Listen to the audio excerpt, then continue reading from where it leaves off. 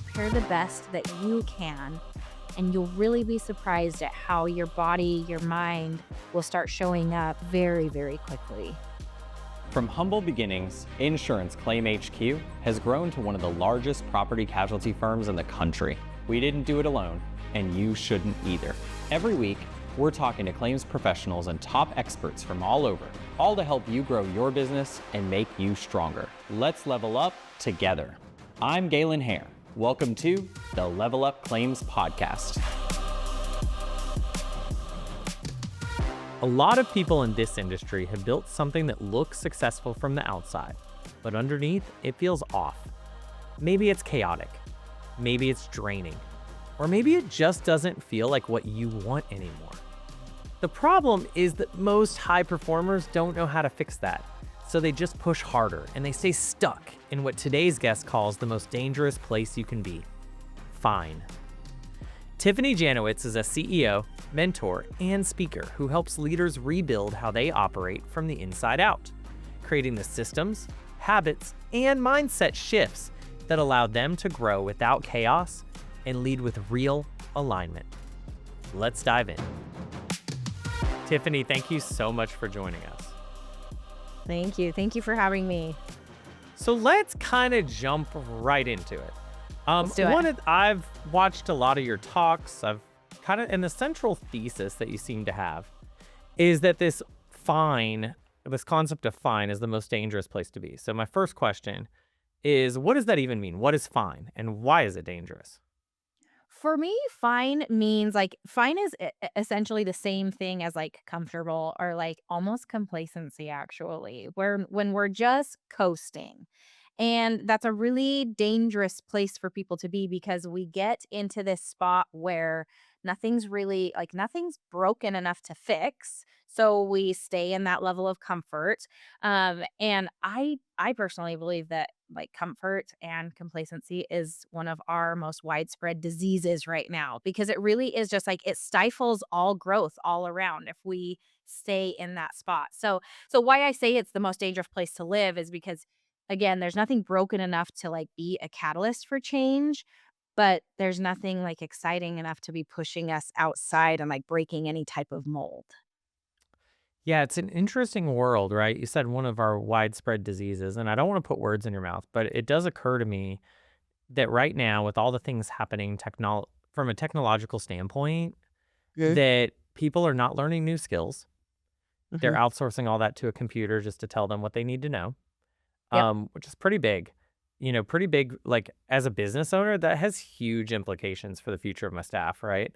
And absolutely. and even business owners, I think, are asking the question, well, how can I take what I do now and have a computer just do it instead of asking, how can I take all of this, whether computer assisted or not, to the next level? Um, Yes.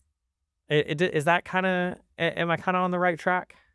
Oh, yeah. I mean, because when we think about there is a very big difference in optimizing something and rewriting the whole experience to make it a machine.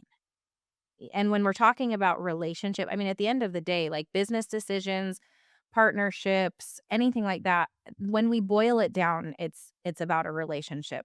It should be anyways, Yeah. right? So I'm all for the optimization, but if it's at the cost of a relationship or human connection, I think that we'll have a miss. Yeah. And I do think this concept extends into personal lives and personal relationships as Mhm. well, right? For How many sure. times do you hear people, you say, "Hey, how's your wife? How's your husband? How's your boyfriend? How's your girlfriend? Oh, they're fine. Everything's fine." And then, 6 months later, divorce, Yep. breakup, right? So I guess there's also like a hidden thesis here, maybe, which is fine is not fine at all. It's actually not Oh, good. So why it's do we coding yeah, it's coding. So why do we do that?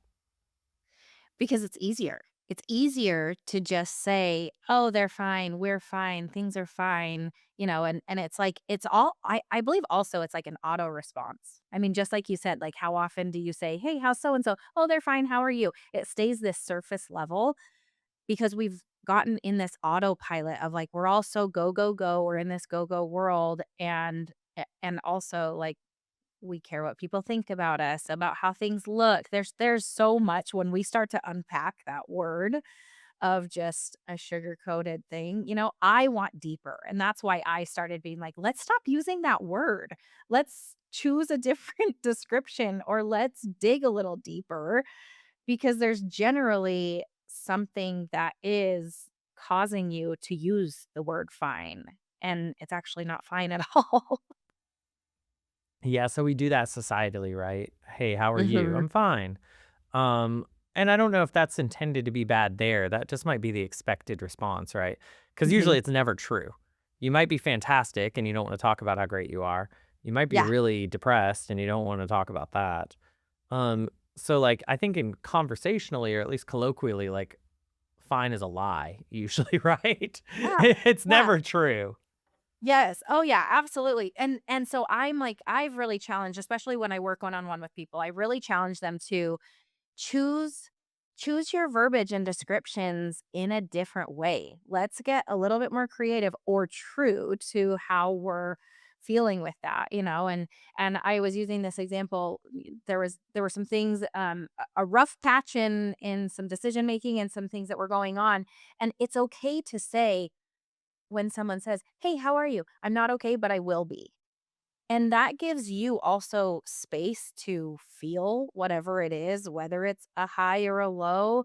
It gives you the chance to like sit in that and Mm. honor that space too. We don't have to always be this middle ground of fine. So I've really tried to challenge people that I work with and that I'm interacting with. If I hear someone say the word fine, I'm like, wait, wait, wait, but how are we actually doing?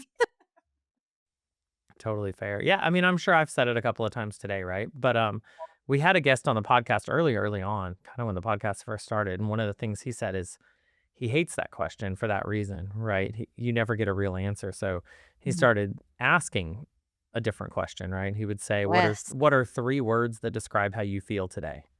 Um, I love that. and that would like let him go from there. Well, why do you feel anxious? Why do you feel scared? Right? Mhm. Very hard to come up with three synonyms for fine, and if you do, you're just Mhm. straight up lying, right? Yeah. Um, so another thing you talk about a lot, and it makes sense to me, is personal infrastructure to support growth. Yes. And so, explain to me kind of where you got that concept from and what that really means in practical terms. Yeah. So I got the term essentially. I mean, I spent a lot of time in my professional space and the early, on the front end of my career in corporate America. And I found quickly that like systems and processes were a strength of mine. I'm an operator and I see detail. I have an eye for that. And so in the professional world, I really got to narrow in on that and support the teams that I was part of or leading or whatever whatever life looked like at that point career wise. And when I took a pause and I really started investing into some growth of my own too, I had a business coach, I had a personal mentor, and I was looking at some different things. I was like, this is the exact same thing on our personal side too. So when we're talking about systems and processes on the business side, it's just as applicable, if not more important, to apply those same principles on our personal side. Because if we're hitting a side in a space of burnout on our personal side, well, then how are we going to still show up on on the professional side of that, right? So it really was just kind of aha moments of my own and really utilizing my own growth and what has worked or not worked for me to then be able to share with others of like, hey, let's expedite your growth and do it faster, and maybe you'll miss some of the failures that I had by me sharing that with you.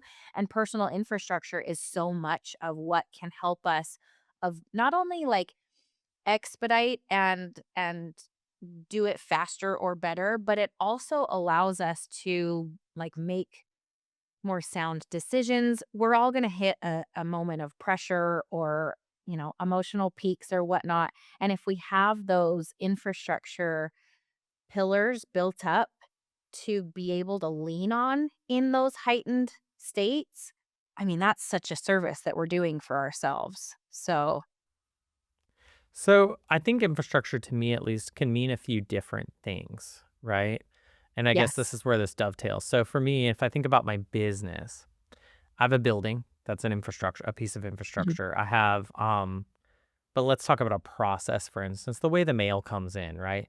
So the mail Mhm. comes in, it gets dropped off at the desk. There's a person, that person puts it all through a scanner. There's a system that then sorts it, puts it into all the different mailboxes for the different people, tags it to the appropriate case.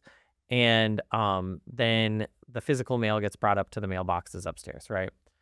Yeah. That's a process very much too, but I do consider it to be a piece of infrastructure, right? It's a process upon which the very core of our function as a law firm is built. If we cannot process mail, we cannot function, right?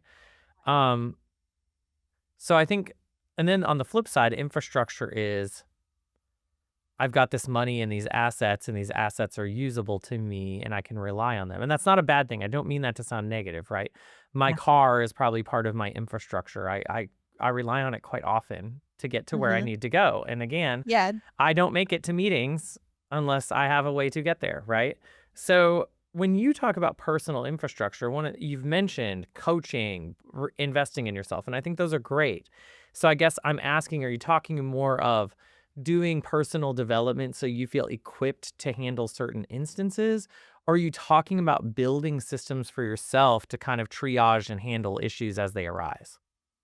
Great question, and in an ideal world, I'm going to say both, Okay. because both have different, um, means, just like you were saying, your car serves a different purpose than the mail. Both are necessary for you to function on your optimal level.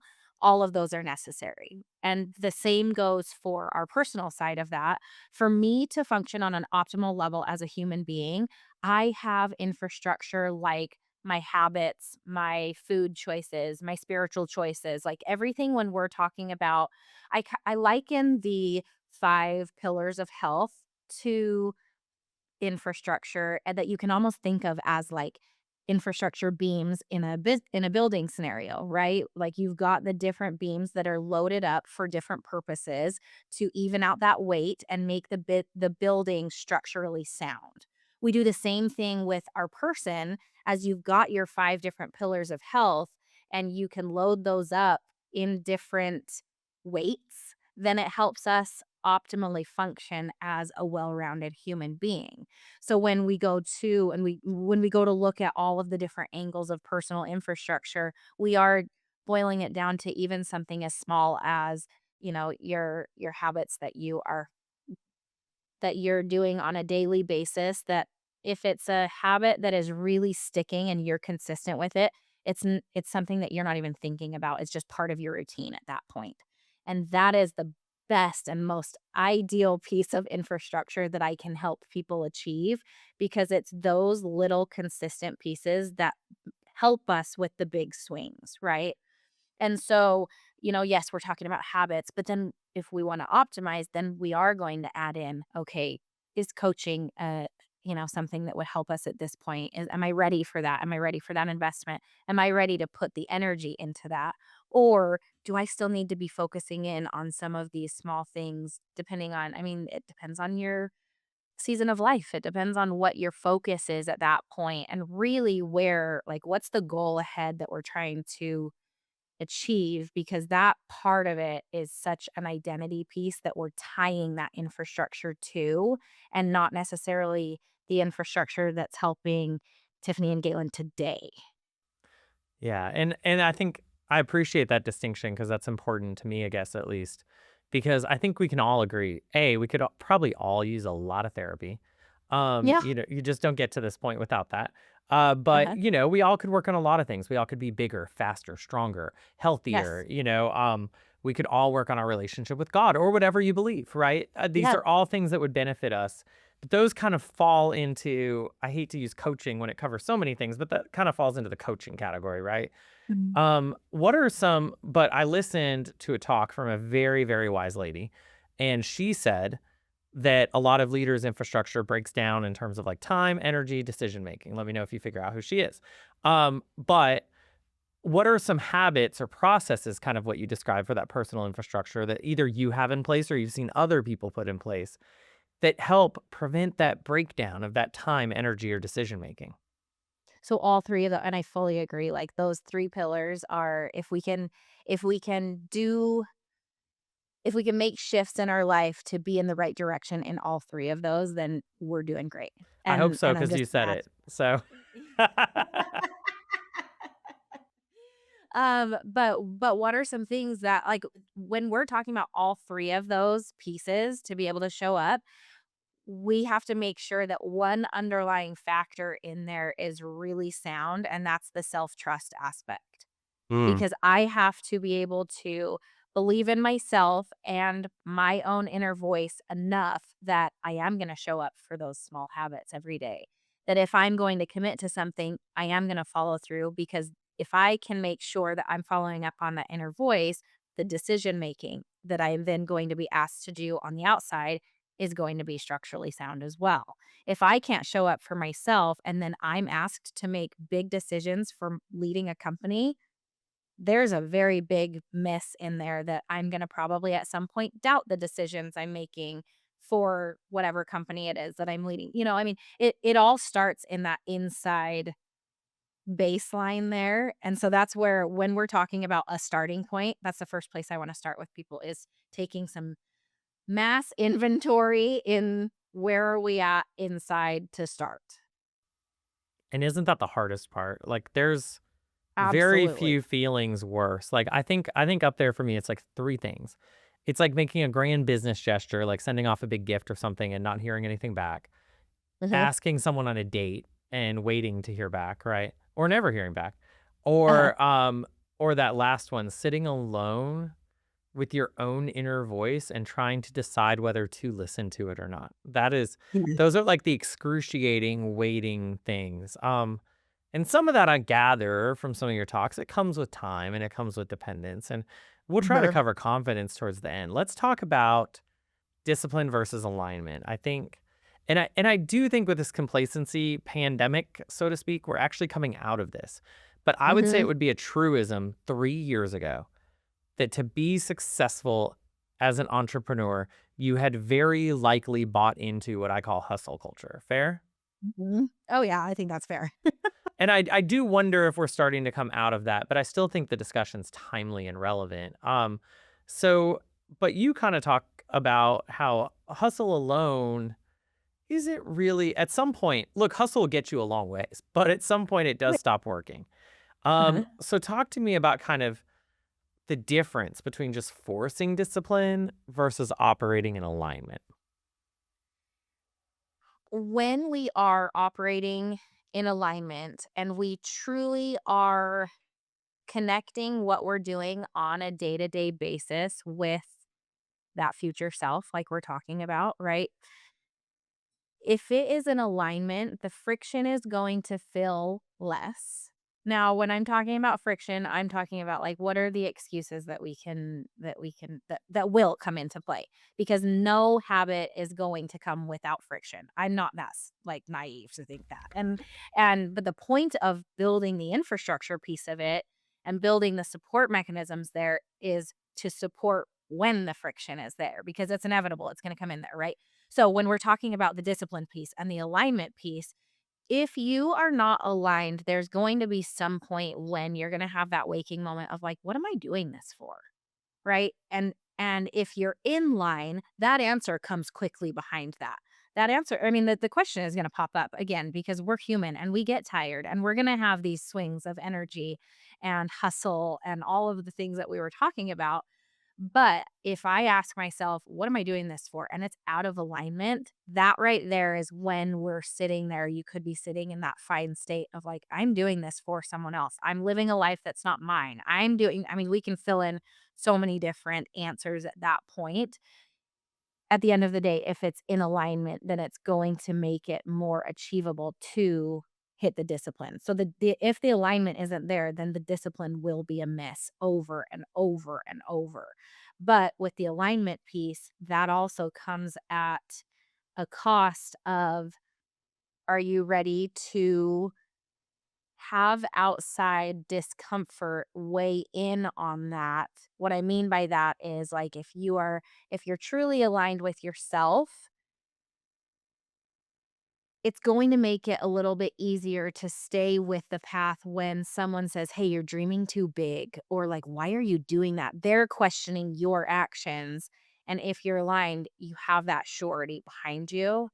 The outside factors play in to our decision making way more than people give that credit for, because we as humans care what people think, and there's so many things that, outside factors play into too. And anyways, I'm kind of getting on a little tangent there, but with No, the not at all. discipline I factor. think that's an important point to make, and I do think it gets difficult, and there is a natural tension there. Mhm. So are there some like key indicators that you're out of alignment besides just thinking, why am I doing this? Am I doing this for someone else?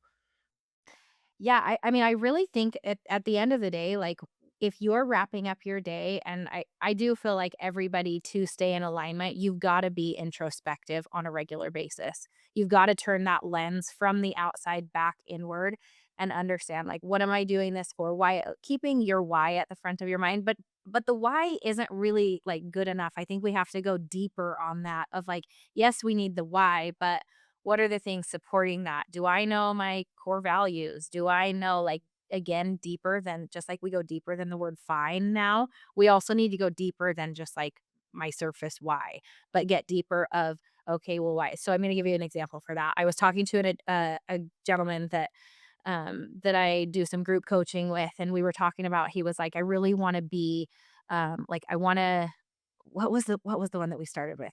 It was something along the lines of, like, when I asked him what his immediate goal was, it was to, get out of his 9 to 5. And when I said, "Well, why do you wanna get out of your 9 to 5?" He was saying, "Well, because I wanna make more money." And I said, "So why do you think that getting out of your 9 to 5 is going to do that?"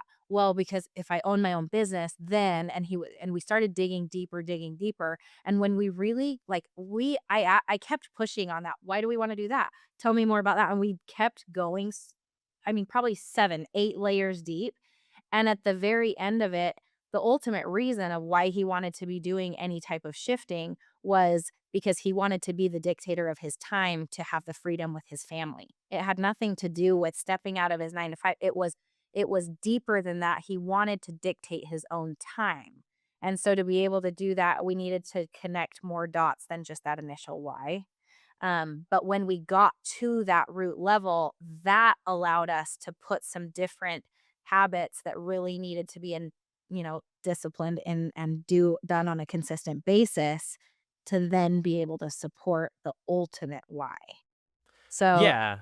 And that's important, right? Because mhm, otherwise, you just leave your 9 to 5, you start a business, the business eventually runs you, as so often happens, and you mhm, turn around miserable. Now, maybe you're in debt, maybe you're making more money, maybe you're making less money.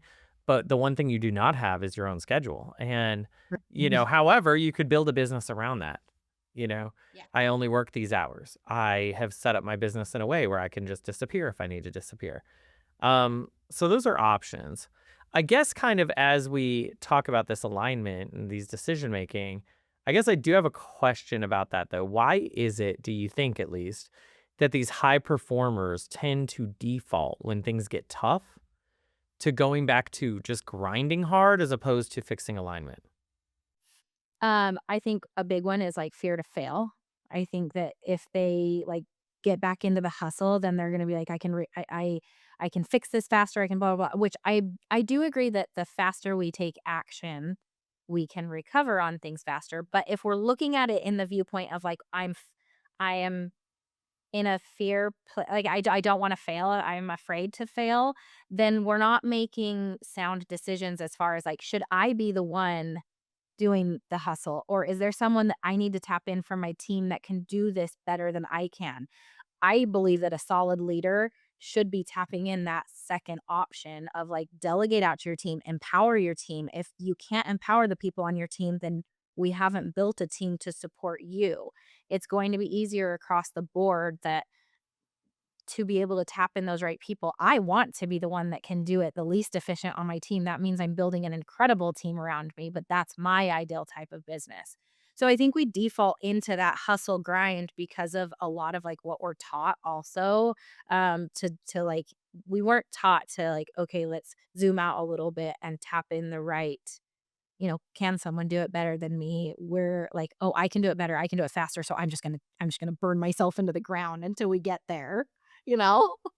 Yeah, and it is tempting sometimes when you're working on a big project or Sure. something sensitive, just say, I'll just do it myself. Mhm. And I do think that takes a lot of discipline, but it's discipline from, not discipline to, right? Yeah. And I think people forget about that too. Um, so let's talk about personal relationships, burnout, all that fun stuff. Um, One of the big things I see over and over is people in my industry, at least, grow businesses, law firms, public adjuster firms, contractors, Mhm. and at the expense of absolutely everything else. So, what are some key like red flags or mistakes or even prevention mechanisms that people could put in place?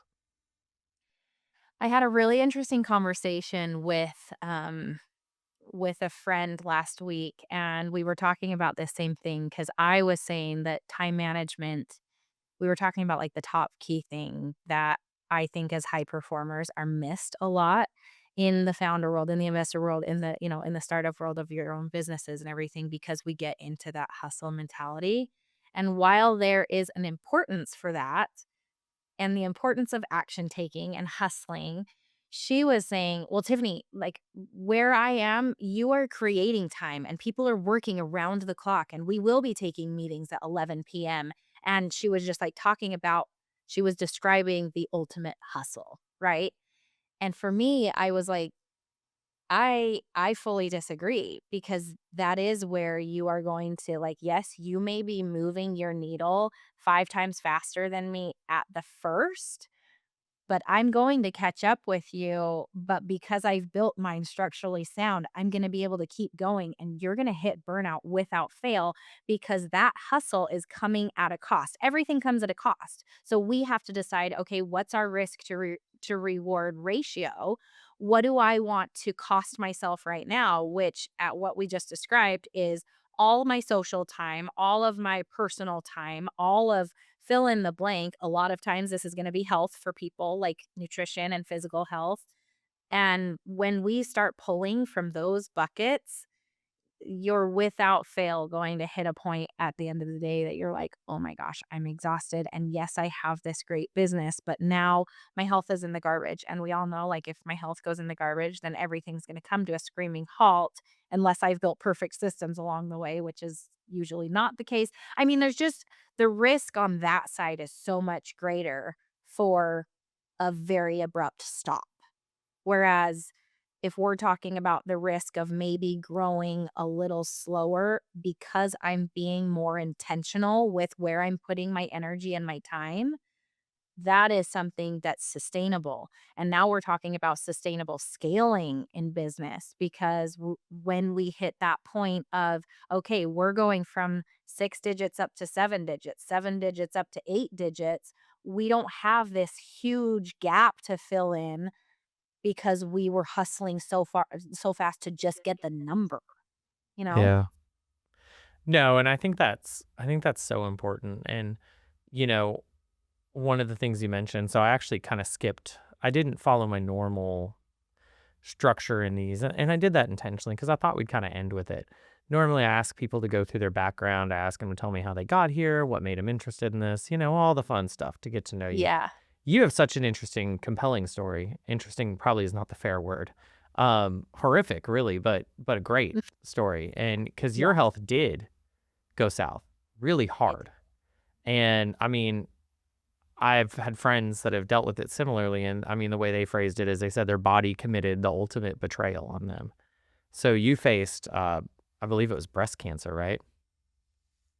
And you're here. So we're obviously very glad that you came through it. You're actually, this is probably not a fun fact, but you're the second guest um, in a year that has come through successfully, which is really cool. But I strikes me as scary as an experience as it was for you, and Mhm. and I don't want to downplay that. I can tell from our discussions, from reading things, listening to things you've written, reading transcripts of things you've said. Um, I can tell that it has made you so much stronger because you have these systems and these infrastructure in place. So what would you tell Not the feel good, it'll be okay, trust your doctor advice. Throw that away, okay? A a female entrepreneur calls you with a successful business. She's kind of halfway in that grind, halfway working on alignment, and she gets the same news you got. Mhm. What are the 3 takeaways you would give her right now that she should start implementing in her life because she's about to go through Mm, this recovery process, which can be absolutely grueling? ugh. To only pick 3. Yeah. I mean, the first one is going to be the advice that I was given that ultimately saved my life. And that was, if you come to any point, any decision, anything that is coming back at you and it doesn't feel like a slamming yes, then push for more answers. If the answer doesn't feel like it's right, push for more. Because that's what saved my life with this entire diagnosis was I did have providers saying, "Hey, things look fine. The tests look fine. You're right in line with where you should be. Let's just revisit this in 6 months." But it just wasn't sitting well with me, and I had the courage enough to say, "No, we need to push for more." And because I did that, we got to catch it early enough that I am standing here with a clean bill of health after taking care of the breast cancer and going through a few surgeries. It could have been much different had I just said, "Okay, he thinks I'm fine. I'm gonna be fine." But I pushed for more because it didn't feel in line with me. It wasn't in line with what I knew was my own body, and you're not gonna like, no one knows that like you do, right? The second piece that I would advise is, like, turn that lens inward so quickly and show up for yourself before you're showing up for anything or anybody else. And the reason for that is there are going to be that inner voice is going to be speaking to you if you are coming up in a situation like I did. Your inner voice is going to be talking to you, and it will talk louder if you listen. It's very easy for us to push that and brush it to the side or second guess it.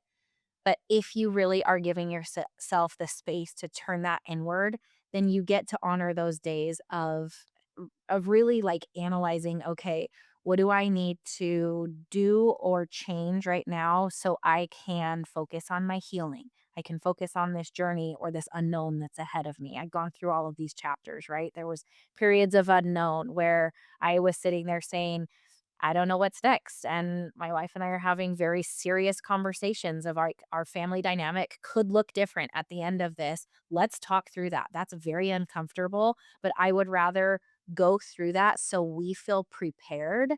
And that's the third piece of that is do everything you can to prepare in today. There's nothing that we can do, and there's so much out of our control on a day-to-day basis. But what can we control in our lives, which is actually more than we think on our own selves and with our actions, with our habits and everything, but prepare the best that you can, and you'll really be surprised at how your body, your mind will start showing up, which then, like, it multiplies outward very, very quickly. Those are all just fantastic pieces of advice that do not just apply to that situation at all. And I think we'd all be lucky to follow them. Tiffany, you're Thank amazing. Everything you've said has been so amazing. thank you. Before you go, though, I got to ask you, what does it mean to you to level up? For me, leveling up is making one step of progression every single day. I don't ever want a day that I'm finishing up that I said today was fine. Today felt comfortable. And that doesn't mean I'm putting myself under stress every day, but that does mean I'm doing something to take that step of progression. That's a core value of mine, and so it's something that I choose to live by every single day. Tiffany, thank you so much for the guidance. It's really been amazing. Thank you. Thanks for having me, Galen. I'd like to thank Tiffanie Janowitz for joining us on the show. There was so much there to unpack in such a action-packed episode. But I will say, if there's one takeaway, the takeaway is this. Trust yourself, listen to your voice, and make sure you are properly aligned. That has been Tiffany's key to success over the years, and it has worked for me, and it has worked for countless others. Follow us on Apple, Spotify, or your favorite podcast player. And make sure you like and subscribe to keep up to date on our latest podcasts.